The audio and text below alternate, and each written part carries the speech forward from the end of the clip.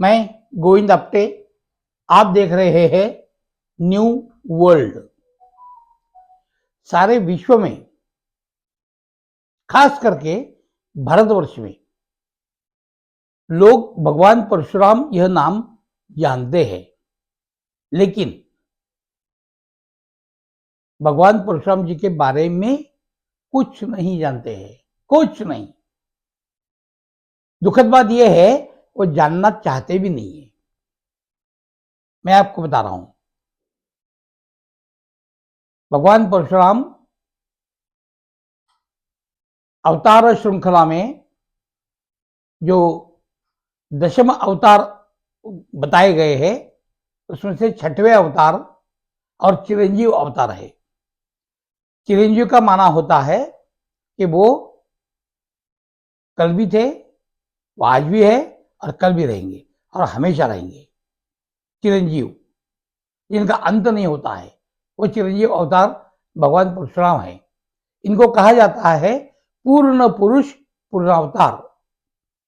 इसके पहले जो अवतार हुए हैं, कोई मत्स्यावतार है, कुर्मावतार है, वगैरह वगैरह। वो आज मेरा विषय नहीं है। पूर्ण पुरुष पूर्णावतार भगवान परशुराम, इन्होंने निर्मित की थी अपरांत भूमि। अपरांत भूमि उसे कहते हैं जो आज सारे विश्व में कोकण इस नाम से जानी जाती है। कोकण भूमि या प्रांत भूमि है।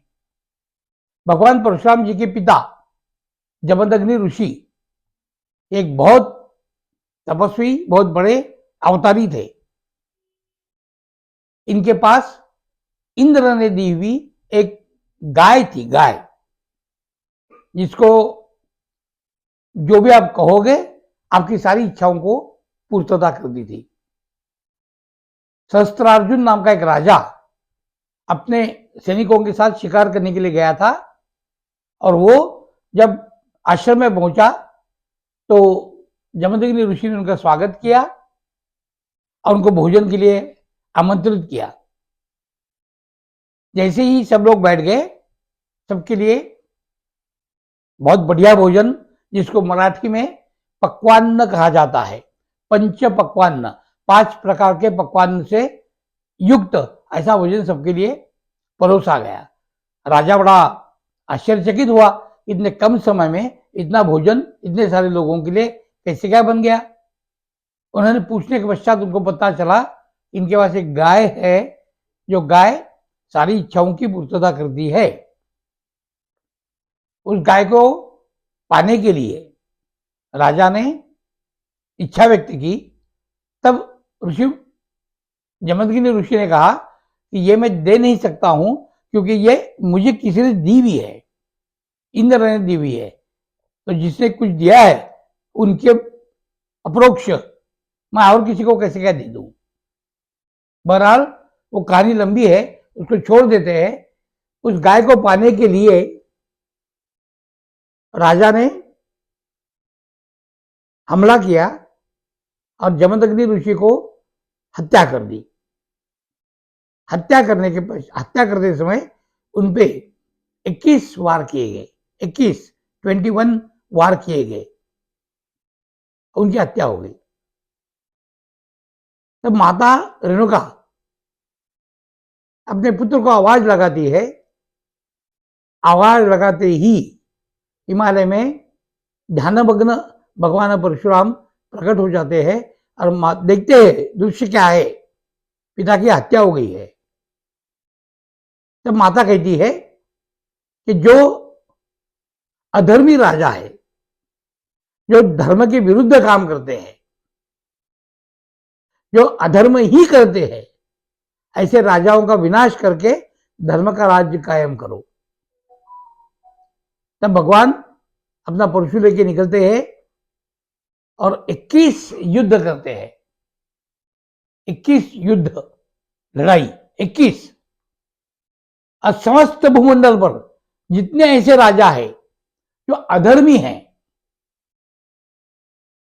जो जनता का हित नहीं करते हैं, जो ऋषि मुनियों की गैया चुरा लेते हैं, उनकी हत्या करके क्यों ना हो चुराते हैं, संपत्ति का लोभ रखते हैं, सत्ता का लोभ रखते हैं। ऐसे जो राजा है, उन राजाओं से इस भूमंडल को मुक्त करने का कार्य भगवान परशुराम ने किया था।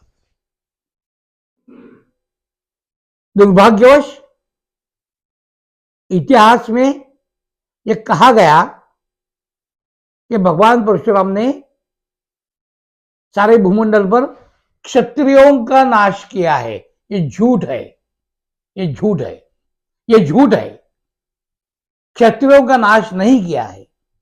अगर भगवान जो पूर्ण पुरुष पूर्णावतार है, वो अगर क्षत्रियों का नाश करते थे तो आज इस भूमंडल पर क्षत्रिय समाज रहता ही नहीं था। उत्तर भारत में कईयों ऐसे क्षत्रिय है, कईयों है, जिनका कुलदैवत भगवान परशुराम है। ये जो दुर्जन क्षत्रिय है, जो राज्य करता है, उनका नाश किया है, उनका।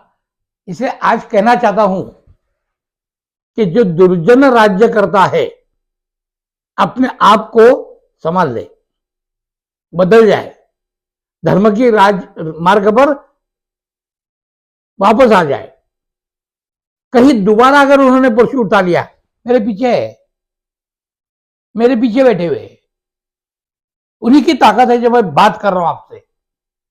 कहीं अगर दोबारा परशु उठा लिया तो आपको भागने के लिए ये भूमि पर्याप्त नहीं होगी, नहीं होगी, नहीं होगी। उनको दोबारा परशु उठाने की नौबत मत लाइए, मत लाइए।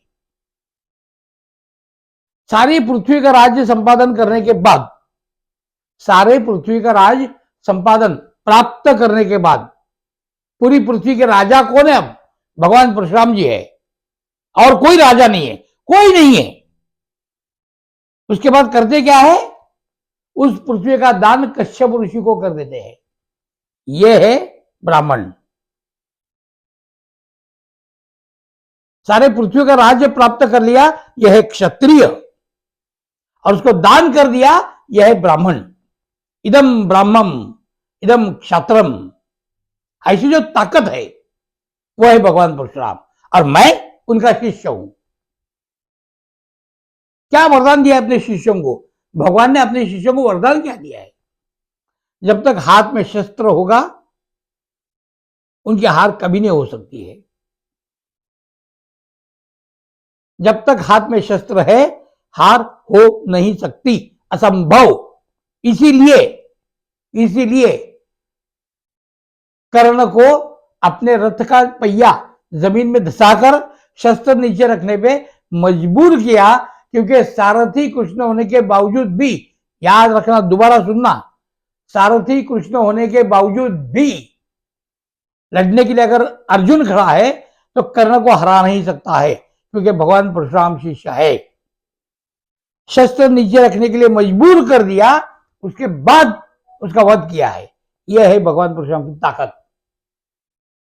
याद रखना, चेतावनी दे रहा हूं। अगर मेरी चेतावनी को आप धमकी समझते होंगे, धमकी सही। दोबारा शस्त्र उठाने पे भगवान जी को मजबूर मत करना। और अब की बार हम उनको शस्त्र उठाने देंगे ही नहीं। अगर वो शस्त्र उठाएंगे तो हम शिष्य किस काम के हैं?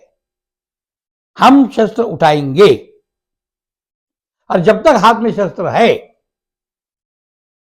कितनी भी बड़ी सेना सामने हो, हम अपराजित है। परशुराम शिष्य है, याद रखना। जो भी राज्य करता है, जिस किसी देश के राज्य करता है, धर्म का शासन करने के लिए राज करोगे तो बचोगे। अगर धर्म का राज करने के लिए शासन नहीं करते हो, अधर्म के राज के लिए शासन करते हो, आपका विनाश अटल है।